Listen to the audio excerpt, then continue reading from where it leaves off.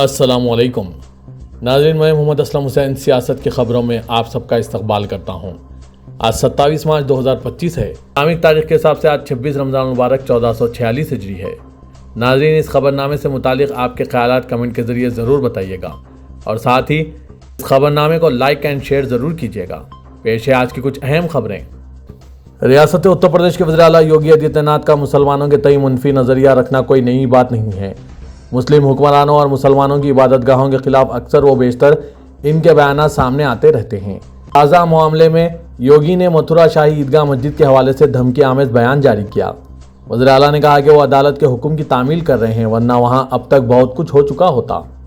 एक media house को दिए गए अपने इंटरव्यू में उन्होंने कहा कि सनातन हिंदू मजहब के तमाम अहम मुकामात हमारी विरासत की अलामत है और उत्तर प्रदेश में अगर हिंदू महफूज हैं तो मुसलमान भी महफूज हैं। मथुरा मस्जिद तनाज़े पर वज़ीर आला योगी आदित्यनाथ ने वाज़ेह अंदाज में कहा कि वो मथुरा का मसला क्यों ना उठाएं।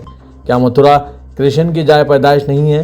संभल और बहराज में मुनक़िद होने वाले सैयद सालार मसूद गाजी की याद में हुए मेलों का हवाला देते हुए योगी ने कहा कि नए हिंदुस्तान में हमलावरों के लिए कोई जगह नहीं है। योगी आदित्यनाथ ने कहा कि सैयद सालार मसूद गाजी जैसे लोगों की तारीफ़ करना मुल्क की तौहीन है। खबरसां NCANI से खुसूसी बातचीत में जब वज़ीर आला योगी आदित्यनाथ से पूछा गया कि क्या आपकी रियासत में मुसलमान महफूज है, इस पर उन्होंने कहा कि उत्तर प्रदेश में मुसलमान सबसे ज़्यादा महफूज हैं। अगर हिंदू महफूज हैं तो मुसलमान भी महफूज हैं। आज के इस खबरनामे को नूरानी लिबास की जानिब से स्पॉन्सर किया जा रहा है। इस माह रमजान नूरानी लिबास लाए हैं एथनिक वेयर और ट्रेडिशनल वेयर का खजाना। आपको हो ईद की शॉपिंग का मुकम्मल इत्मीनान। बच्चों से लेकर बड़ों तक सबके लिए नए अंदाज, कुर्ता पैजामा, पठानी सूट्स, तोब, सदरी, शेरवानी और ब्लेजर्स का लेटेस्ट स्टॉक। इस ईद पहनिए नूरानी लिबास जो दे आपकी शख्सियत को एक नया एहसास। नूरानी लिबास, विजयनगर कॉलोनी, चादर घाट सर्कल, टोली चौकी ऑपोजिट गैलेक्सी थिएटर और पोडियम मॉल। लोकसभा में अपोजिशन लीडर राहुल गांधी ने स्पीकर ओम बिरला पर इल्जाम आयद किया कि वो इन्हें बोलने का मौका नहीं देते। जब भी वो खड़े होते हैं इन्हें बोलने नहीं दिया जाता। इससे कबल स्पीकर ने राहुल गांधी से ऐवान के उसूल व रिवायत पर अमल करने की अपील की। स्पीकर के सख्त तबसरे पर कांग्रेस अराकीन बरहम हो गए। राहुल स्पीकर की बात का जवाब देना चाहते थे, लेकिन ऐवान की कार्रवाई मुलतवी कर दी गई।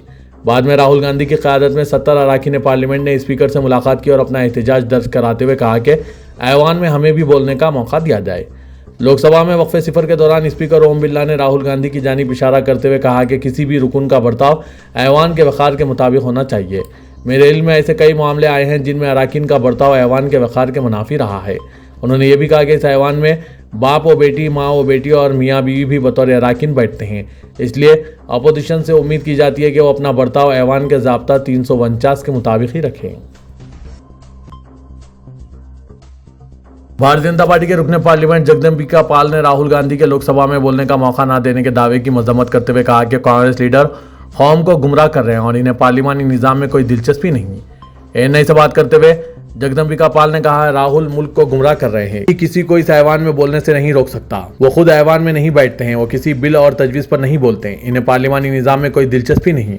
अगर कांग्रेस के अराकीन यहाँ बोल सकते हैं तो राहुल गांधी क्यों नहीं बोल सकते? वज़ीर ख़ारजा जयशंकर ने कहा कि हिंदुस्तान और अमेरिका ने तिजारत पर बहुत खुली बातचीत की है और इसका नतीजा है कि वज़ीर-ए-आज़म नरेंद्र मोदी और अमेरिकी सदर डोनाल्ड ट्रंप ने इस साल के मौसम ख़ज़ां तक दो तरफ़ा तिजारती मुआहदे को ख़त्म करने पर इत्तफ़ाक़ किया। दिल्ली में एशिया सोसाइटी के क्योंग वा कैंग के साथ बातचीत में जयशंकर ने जिक्र किया कि इस वक्त हिंदुस्तान और अमेरिका के दरमियान बहुत कारकर्द और शदीद तिजारती बातचीत हुई है और मरकज़ी वज़ीर तिजारत और सनत पीयूष गोयल के फरवरी में अमेरिका के दौरे को याद किया। हिंदुस्तान और अमेरिका के दरमियान तिजारती मुआहदों के बारे में पूछे जाने पर जयशंकर ने कहा कि हम जब फरवरी में वाशिंगटन गए थे, जब वज़ीर-ए-आज़म गए थे और उन्होंने सदर ट्रंप के साथ जो बातचीत की थी, मेरे ख्याल में मजमूई तौर पर हमारा अंदाज़ा ये था कि हमने बहुत सी तब्दीलियाँ देखी है जो हमारे लिए मौजू हैं। संभल के इंस्पेक्टर अनुज चौधरी एक बार फिर अपने बयान के सबब तनाज़े का शिकार हो गए। ईद, नवरात्रि और रामनवमी के पेश नज़र संभल में आज अमन कमेटी की एक मीटिंग मुनक़िद हुई।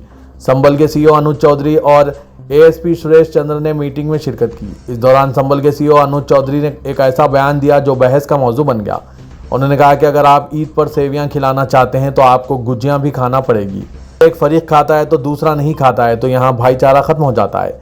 संभल के CEO ने कहा कि एक दूसरे की चीज़ें ना खाने से भाईचारा खत्म हो रहा है। उन्होंने कहा कि हमें नेतागिरी नहीं करना है, मेरे बयान को गलत अंदाज में पेश किया जाता है। हम यहाँ किसी का साथ देने नहीं बल्कि अमन कायम करने के लिए आए हैं। वक्फ तरमीम बिल के खिलाफ मुस्लिम पर्सनल लॉ बोर्ड और दीगर मुस्लिम तंजीमों के मुश्तरका बैनर तले पटना के गर्दनी बाग में एक एहतजाजी मुजाहरा किया गया। मुस्लिम पर्सनल लॉ बोर्ड के जनरल सेक्रेटरी मौलाना फजलुर रहीम मुजद्ददी की सदारत में मुनक्किद धरने की राष्ट्रीय जनता दल, समाजवादी पार्टी और स्वराज पार्टी समेत मुतअद्दिद सियासी जमातों और लीडरों ने हिमायत की। आरजेडी के कौमी सदर लालू यादव ने एहतजाजी मुजाहरे में शिरकत की और वक्फ तरमीमी बिल को वापस लेने का मुतालबा किया। लालू प्रसाद यादव ने अपने मुख्तसर खिताब में वक्फ तरमीमी बिल को आइन के खिलाफ करार देते हुए कहा कि हम किसी भी कीमत पर इसको मंजूर नहीं करेंगे। फिरका परस्त ताकतों के खिलाफ हम आपके साथ खड़े हैं और हुकूमत को अपने मकसद में किसी तरह कामयाब नहीं होने देंगे। उन्होंने मुसलमानों को भरोसा दिलाया कि वक्फ तरमीमी बिल को वापस कराने के लिए आपके साथ खड़े हैं और आइंदा भी खड़े रहेंगे। वक्फ तरमीमी बिल के खिलाफ बिहार के पटना में दिए गए धरने पर अपने रद्दमल का इजहार करते हुए हिंदुस्तानी अवामी मोर्चा सेक्युलर के सरपरस्त और मरकज की मोदी हुकूमत में वजीर जितेंद्र राम मांझी ने कहा कि धरना देने वाले लोग कट मुल्ले हैं, मजहबी जज्बात फैलाकर मुल्क में फिरका परस्ती फैलाना चाहते हैं। ये लोग गलत कर रहे हैं, सियासत कर रहे हैं। मांझी ने धरना देने वालों को कट मुल्ला करार दिया। इनकी जबान भी योगी की तरह बोल रही है। उत्तर प्रदेश के मेरठ में पुलिस ने कंटोनमेंट इलाके के अंदर एक मस्जिद के करीब हनुमान चालीसे का जाप करने पर एक हिंदू तंजीम के लीडर के खिलाफ फिरकाना हमआहंगी दरहम बरहम करने का मुकदमा दर्ज किया है। सर्कल ऑफिसर संतोष कुमार सिंह ने बताया कि सचिन सरोही के खिलाफ, जो ऑल भारतीय हिंदू रक्षा संस्थान का कौमी सदर होने का दावा करता है, मुकदमा दर्ज कर लिया गया। इसके साथ साथ चंद नामल अफराद के खिलाफ भी BNS की मुतालिका दफात के तहत केस दर्ज किया गया है। पुलिस रिपोर्ट के मुताबिक सरोही और इसके साथियों ने मस्जिद के गैर कानूनी होने का दावा करते हुए इसके बाहर हंगामा किया। हिंदुस्तान के यूनिफाइड पेमेंट इंटरफेस यानी UPI में चारशंबे की शाम बड़े पैमाने पर कुछ खराबी हुई, जिसके बाद हजारों अफराद ने अदायगी और फंड्स की मुंतकली के बारे में शिकायत दर्ज कराई। शाम 7 बजे के बाद 23,000 से ज़ायद शिकायतें की गई। कई इस्तेमाल कुनिंदों ने सोशल मीडिया पर शिकायत की कि गूगल पे और फ़ोन पे काम नहीं कर रहे हैं। उन्होंने सवाल किया कि क्या सिर्फ इन्हें इस टेक्निकी मसले का सामना है। ATM की खिदमत में भी खलल देखा गया। मसला चारशंबे की शाम के बाद शुरू हुआ और शाम 7 बजे के तक शिकायतें अपनी इंतहा को पहुंच गई। National payments corporation of India ने, जो UPI के इंतजाम संभालती है, अंदाजी पर कोई बयान जारी नहीं किया। तेलंगाना के वज़ीर रेवंत रेड्डी ने online betting apps, online rummy और इसी तरह के दीगर डिजिटल बेटिंग गेम्स की धोखाधड़ी को रोकने के लिए सख्त कार्रवाई का ऐलान किया।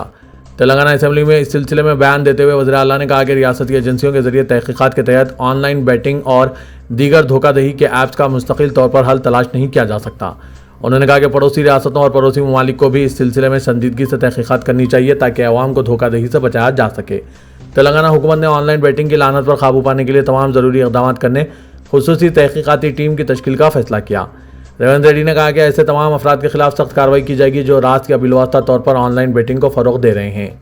इसके अलावा बेटिंग ऐप्स चलाने वालों के खिलाफ भी कार्रवाई की जाएगी। चीफ मिनिस्टर तेलंगाना रेवंत रेड्डी ने तालीमी शोबा दिन ब दिन बिगड़ने पर तशवीश का इजहार किया। तेलंगाना कानून साज कौंसिल में आज चीफ मिनिस्टर रेवंत रेड्डी ने महकमा तालीम पर खिताब करते हुए कहा कि साल 2021 में तीसरे और 5वीं क्लासेस के तलबा का नेशनल अचीवमेंट ने सर्वे का इनेकाद किया। इस सर्वे के मुताबिक 75% तलबा ने मामूल के मुताबिक भी सलाहियतों का मुजाहरा नहीं किया। इस सर्वे में तेलंगाना का रैंक आखिरी से 5वें नंबर पर है। तीसरी जमात के तलबा तेलुगु, हिंदी, इंग्लिश में तालीम के लिहाज से 36वें मुकाम पर है। मुल्क के दीगर रियासतों के मुकाबले में तेलंगाना आखिरी मुकाम पर है। सरकारी स्कूल्स में 5वीं जमात में ज़ेर तालीम तलबा दूसरी जमात की किताबें पढ़ने के मौक़िफ़ में नहीं है। तालीमी निज़ाम दिन ब दिन कमज़ोर पड़ता जा रहा है। वज़ीर आला रेवंत रेड्डी ने कहा कि कांग्रेस के बरसर इख्तियार आने के बाद 11,000 से ज़्यादा टीचर्स का तकर्रुर किया गया। 21,000 से ज़्यादा टीचर्स को तरक्की दी गई। तकरीबन 8 साल से ज़ेर अल्तवा 36,000 टीचर्स के तबादले किए गए। उन्होंने कहा कि कलेक्टर्स के तबादले करना आसान है मगर टीचर्स के तबादले करना आसान नहीं। सरकारी स्कूल्स में ज़ेर तालीम तलबा पर 1,08,000 रुपये खर्च किए जा रहे हैं। खानगी स्कूल्स पर 50,000 रुपये खर्च हों तो सरकारी स्कूल्स में 1 लाख रुपये के अखराजात हैं। बजट में तालीम पर खुसूसी तवज्जो देते हुए 23,108 करोड़ रुपये मुख्तस किए गए। पसंदों की जानिब से रियासत तेलंगाना में भी फ़िरका परस्त अपने अज़ाइम को कामयाब बनाने में मसरूफ़ हो गए हैं। इसी की कड़ी के तौर पर विश्व हिंदू परिषद की जानिब से हाल ही में संगारेड्डी में प्रोग्राम मुनक़िद किया गया था जिसमें कसीर तादाद में अफराद ने शिरकत की, जिनमें त्रिशूल तकसीम किए गए। सोशल मीडिया पर एक वीडियो वायरल हो रहा है जिसमें बजरंग दल कारकुन त्रिशूल हाथ में थामे हुए अहद ले रहे हैं कि वो हिंदू धर्म की हिफाजत करेंगे। तकरीबन 500 से ज़्यादा अफराद ने अहद लिया। इनका मकसद हिंदू धर्म की हिफाजत करना है, जो बजरंग दल के कारकुन ने बताया। त्रिशूल तकसीम करते हुए हिंदू शिनाख्त के तहफ़्फ़ुज़ के नाम पर हलफ लिया जाता है। ऐसे प्रोग्राम्स पर हुकूमत को चाहिए कि इन पर पाबंदी आयद करें ताकि रियासत में गंगा जमनी तहजीब और अमन बरकरार रह सकें।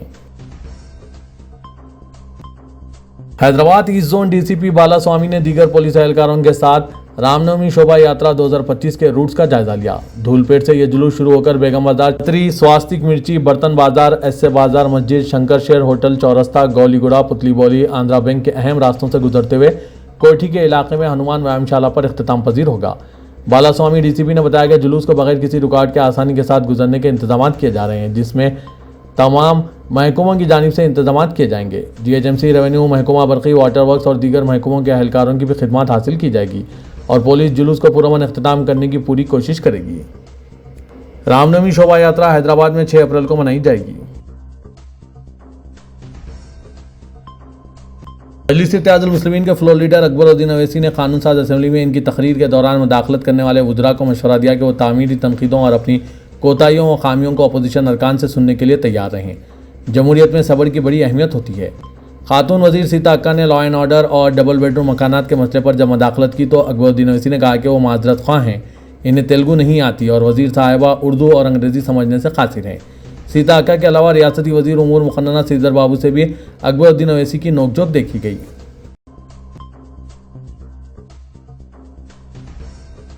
मिनिस्टर रेवंत रेड्डी ने शहर के गच्चीबौली में वाक़ हैदराबाद सेंट्रल यूनिवर्सिटी की 400 एकड़ अराजी को फ़रोख्त न करने अपोजिशन के मुतालबे के दरमियान आज वाज़े किया कि असल में यह अराजी चंद दिन कबल ही हुकूमत के कब्ज़े में आई है। 25 साल से यह अराजी एक खानगी शख्स बी राव के कब्ज़े में थी। रियासती असम्बली में एचसीयू की अराजी की फ़रोख्त के खिलाफ अपोजिशन जमातों के एहतजाज का जवाब देते हुए रेवंत रेड्डी ने कहा कि 400 एकड़ अराजी एचसीयू की मिल्कियत नहीं है, लेकिन बाज़ कायदीन इसे एचसीयू की अराजी करार देते हुए इस अराजी को फ़रोख्त न करने का मुतालबा कर रहे हैं। 25 साल कबल उस वक्त की हुकूमत ने खानगी कंपनी को यह अराजी मख्तस की थी। उस वक्त से लेकर अब तक एचसीयू के पास यह अराजी नहीं है। रियासती वजीर सिविल सप्लाईज महकमा आपाशी उत्तम कुमार रेड्डी ने कहा कि 30 मार्च से राशन कार्ड पर फीकस 6 किलो बारीक चावल सरबराह किए जाएंगे। मुल्क भर में तेलंगाना पहली रियासत होगी जहां राशन कार्ड पर बारीक चावल मुफ्त फराहम किए जाएंगे।